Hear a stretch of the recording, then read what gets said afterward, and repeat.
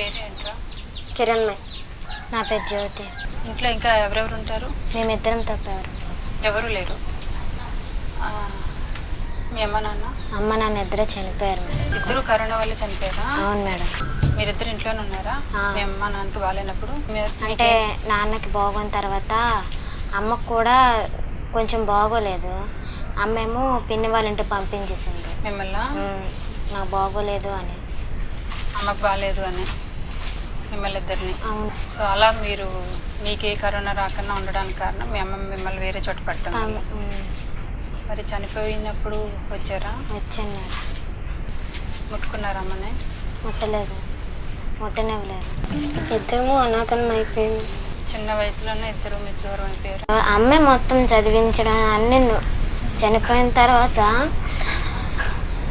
మొత్తం మేమే.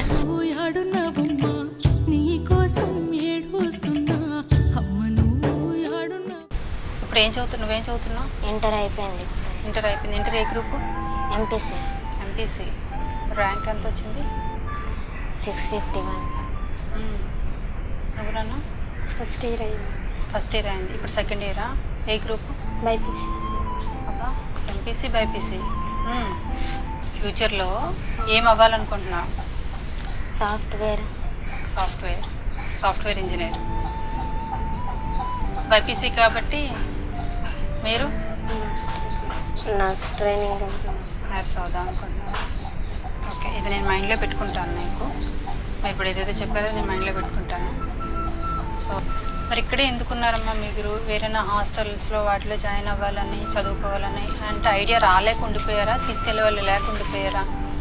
ఇప్పుడైతే మాకు హాస్టల్స్లోనే జాయిన్ అవ్వాలని మీరు ఇక్కడ కాకుండా బయటకు వచ్చి చదువుకునే ఉద్దేశం అయితే మీకు ఉంది.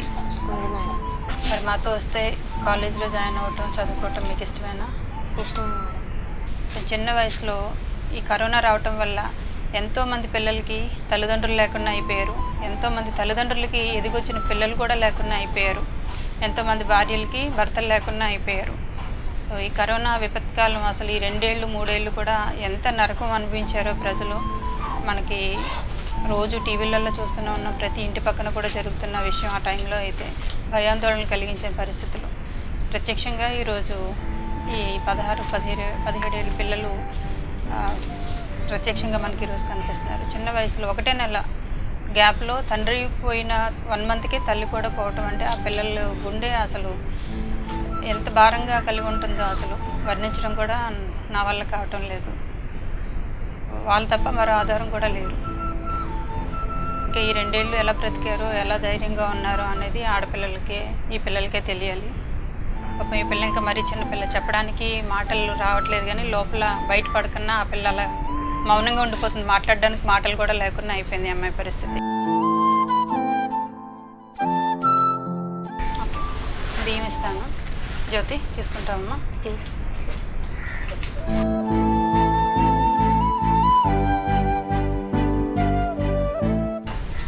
ఇవి బియ్యం నాన్న.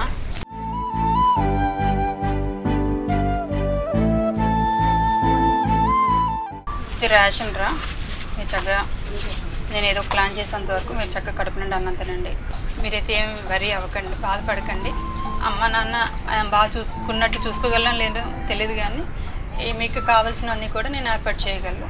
ఫుడ్ గొప్పగా చదివించగలను లేదో తెలియదు, కానీ మీరు చదివేయగలిగినంత వరకు నేనైతే నా వంతు కృషి నేను చేస్తాను.